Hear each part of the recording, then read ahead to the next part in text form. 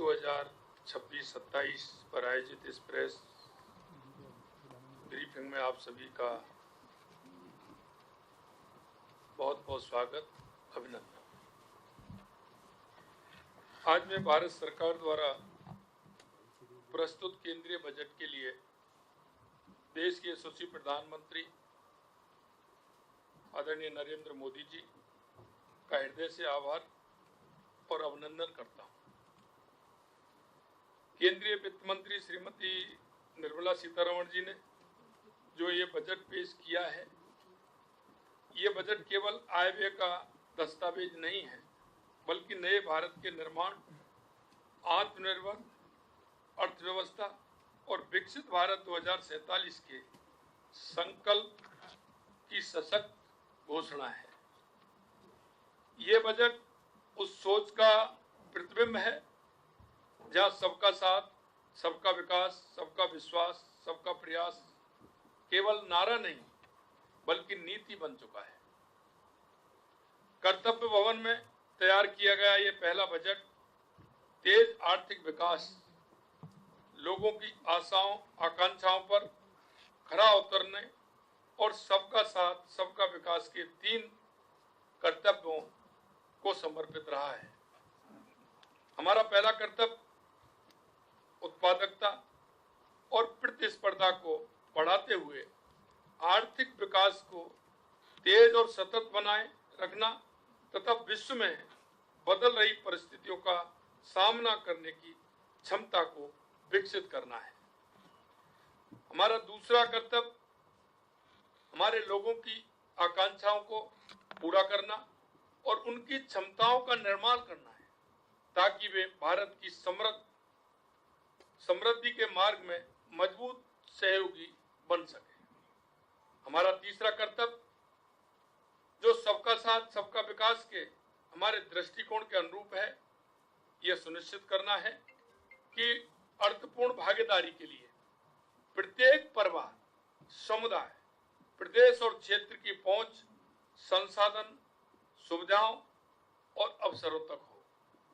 यह बजट बताता है कि पूरा देश 7% की विकास दर के साथ रिफॉर्म एक्सप्रेस पर शानदार परफॉर्म कर रहा है और ट्रांसफॉर्म की ओर तेजी से बढ़ रहा है। यह बजट नए भारत की महत्वाकांक्षाओं को दर्शाता है, तो उसमें कतार के अंतिम पंक्ति को साथ रखने की प्रतिबद्धता को मजबूत करता है। सही मायने में यह बजट युवा, महिला, किसान, वंचित, गरीब और आम आदमी का बजट है। आदरणीय प्रधानमंत्री जी के नेतृत्व में राष्ट्र की प्रगति के लिए जो भी योजनाएं लाई गई हैं, जो भी घोषणाएं की गई हैं, उन सभी का केंद्र बिंदु आप यानी देश का सामान्य नागरिक ही है। युवा शक्ति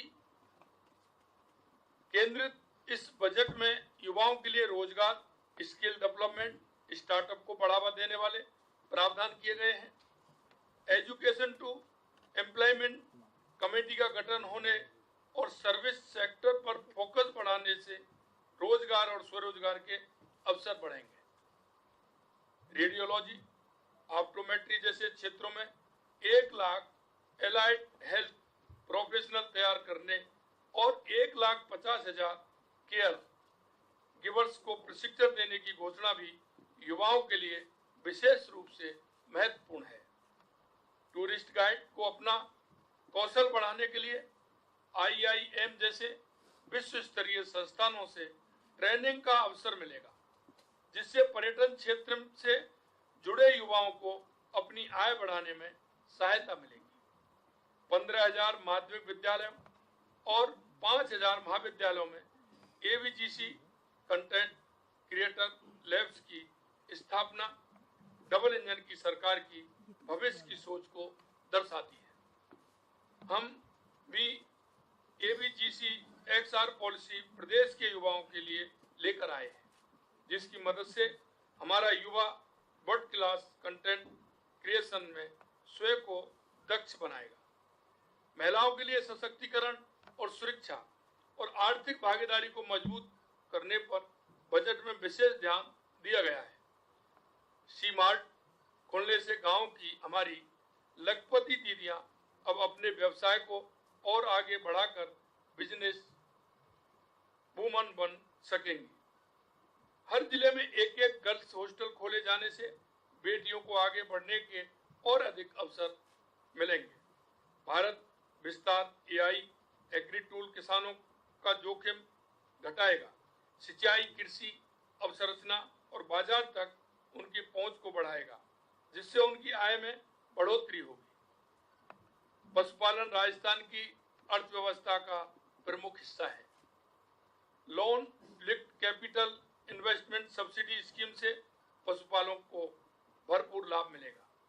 जिला अस्पतालों में ट्रॉमा केयर सेंटर की स्थापना के साथ 50% क्षमता वृद्धि, 5 रीजनल हेल्थ हब की स्थापना की घोषणा से स्वास्थ्य सेवाओं के क्षेत्र में उल्लेखनीय सुधार होगा। राजस्थान में मेडिकल वैल्यू टूरिज्म पॉलिसी लागू हो चुकी है, इसलिए इस घोषणा से प्रदेश में मेडिकल टूरिज्म की ओर बढ़ावा मिलेगा। कैंसर की 17 दवाइयों में कस्टम ड्यूटी पर छूट से इस गंभीर बीमारी से लड़ने में सहायता मिलेगी। आदरणीय मोदी जी के नेतृत्व में 12 साल से देश वित्तीय अनुशासन और स्थायित्व के साथ विकास के मार्ग पर आगे बढ़ रहा है। यह बजट उस आत्मविश्वास को दर्शाता है जिसके चलते भारत आज दुनिया की तेजी से बढ़ती अर्थव्यवस्थाओं में अग्रणी है। यूरोप के साथ ऐतिहासिक समझौता मदर ऑफ ऑल डील्स होने के बाद इस बजट ने देश के छोटे बड़े उद्योगों, मैन्युफैक्चरर्स, कारीगरों, कामगारों को वैश्विक बाजार में जाने के लिए नई दिशा दिखाई है। Biopharma, chemicals, textile, handloom, handicraft जैसे क्षेत्रों में मैन्युफैक्चरिंग को बढ़ावा देने के लिए बजट में कई महत्वपूर्ण पहल की गई है। टेक्नोलॉजी के क्षेत्र में देश को आत्मनिर्भर बनाने पर बजट में विशेष फोकस किया गया है। बजट में 40,000 करोड़ रुपए के इंडिया सेमीकंडक्टर मिशन 2.0 और एआई से संबंधित AI mission, national quantum mission, national research fund और डेवलपमेंट एंड इनोवेशन फंड का प्रावधान किया गया है। इलेक्ट्रॉनिक कंपोनेंट मैन्युफैक्चरिंग के लिए भी बजट में विशेष प्रोत्साहन दिए गए हैं।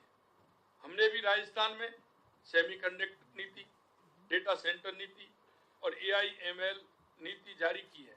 इस प्रकार डेटा सेंटर और क्लाउड सर्विसेज को जो इंसेंटिव बजट में दिए गए हैं, उनसे राजस्थान भी लाभान्वित होगा। खादी सेक्टर के लिए महात्मा गांधी स्वराज योजना लाने और चैंपियन एमएसएमई बनाने की जो पहल इस बजट में की गई है, उससे राजस्थान के छोटे उद्योगों के ग्लोबल बिजनेस हाउस बनने की राह प्रशस्त होगी। 10,000 करोड़ रुपए की एसएमई विकास नीति और 2,000 करोड़ रुपए की आत्मनिर्भर भारत टॉप अप छोटे उद्योगों के लिए बड़ी सौगात साबित होगी। कंस्ट्रक्शन और इंफ्रास्ट्रक्चर की हेवी मशीनरी के निर्माण को बढ़ावा देने के लिए बजट में विशेष योजना लाई गई है। जेसीबी जैसे बड़े कारखाने पहले से ही राजस्थान में है। मैं उद्योग जगत के लोगों से आह्वान करना चाहूंगा कि हमारे इंडस्ट्रियल कॉरिडोर आपका स्वागत कर रहे हैं। आप हमारी निवेश नीतियों का लाभ लेते हुए नई योजना अपनी यूनिट लगाएं। इस बजट ने नए खुल रहे बाजारों में निर्यात बढ़ाने के उपायों के साथ साथ विदेशी निवेश को भारत में आकर्षित करने की मजबूत आधारशिला भी रखी है। प्रधानमंत्री जी के नेतृत्व में भारत आज फेयरलेस फ्यूचर की ओर बढ़ रहा है।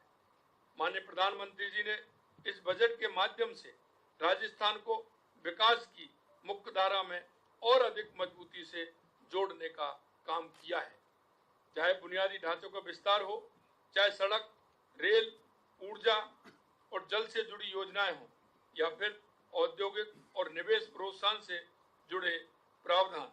इस बजट में राजस्थान की संभावनाओं और आवश्यकताओं को पूरी संवेदनशीलता के साथ स्थान मिला है। चैलेंज मोड पर मेगा टेक्सटाइल पार्क स्थापित करने, टेक्सटाइल